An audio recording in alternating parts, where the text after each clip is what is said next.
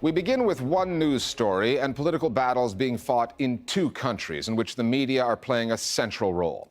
There's been a lot of reporting about the sales job that President Barack Obama has on his hands in Washington in trying to win congressional approval for the agreement reached 1 month ago between Iran and the West over that country's nuclear program. There's been much less coverage of the Iranian angle and the challenges that that country's leadership is facing, with President Hassan Rouhani in the forefront and the supreme leader, Ayatollah Khamenei, less prominent but ultimately more powerful. Both the U.S. and Iran are home to skeptics, conservatives who argue that the risks in the agreement outweigh the benefits. However, while Iran can engage a press regulation mechanism that's accustomed to sanctioning outlets that step out of line, President Obama has no choice but to conduct a messaging campaign in the face of some hostile media outlets, as well as powerful lobby groups and even a PR push from an Israeli leader who argues that his country has a lot to lose from rapprochement. And the U.S. media have been more than generous in the airtime they've allotted to Benjamin Netanyahu. Meanwhile, Iran is showing signs of opening up to the international news media as part of a strategy to rehabilitate its image.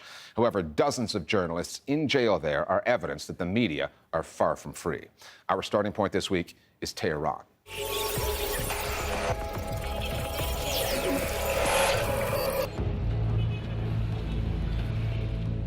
There are many different views in Iran, and those who are skeptical are concerned about how the Americans would try to discover Iranian defense secrets. We have the full gamut, really, in the United States of editorial opinion, and there's a tremendous campaign now going on between those that are in favor and those that are opposed. There are parallels between opponents of the deal in American media and Iranian media. This rogue regime, what they have done in the past to Americans and people in the Middle East. This is about ideas, this is about ideology, and this is about playing the game the right way or playing the game dirty. The Iranian hardliners want to avoid it because they want to nuke. Because when you don't have facts on your side, you usually resort to fear.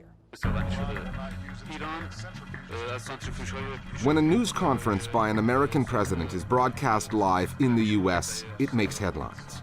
But on July 14th, when Barack Obama went out live on Iran's state-owned IRIB channel, it made history.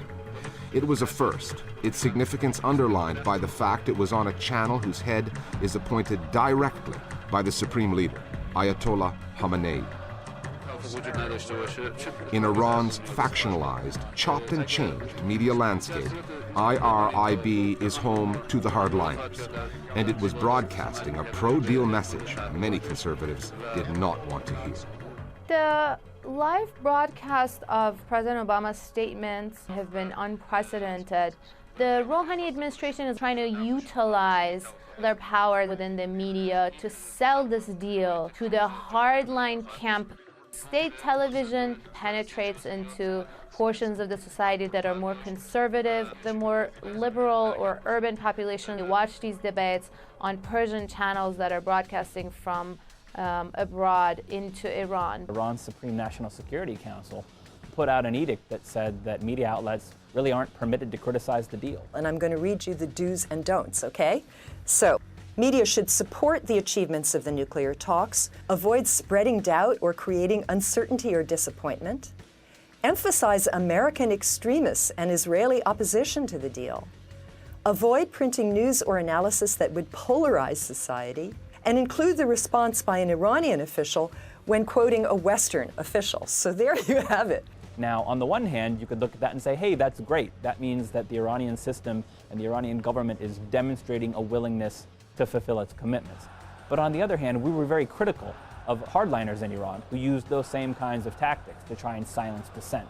So I think we need to be equally critical of attempts to silence media. The government wasn't ordering people or newspapers or websites to support the deal or to remain silent. But they were encouraging it, although that itself was highly criticized. And I don't think that that had a very major effect, because those outlets that were critical or highly critical, I think, continue to be critical of the deal.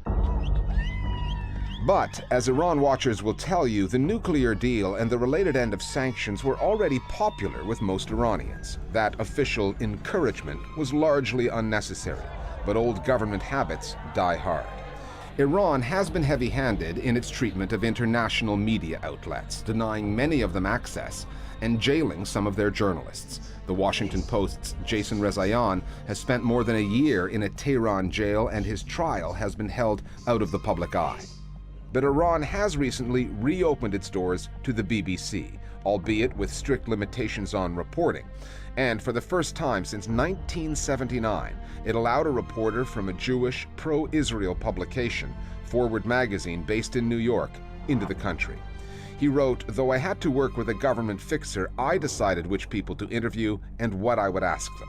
Far from the stereotype of a fascist Islamic state, I found a dynamic push and pull between a theocratic government and its often reluctant and resisting people." The article was widely circulated and was reported on by the New York Times.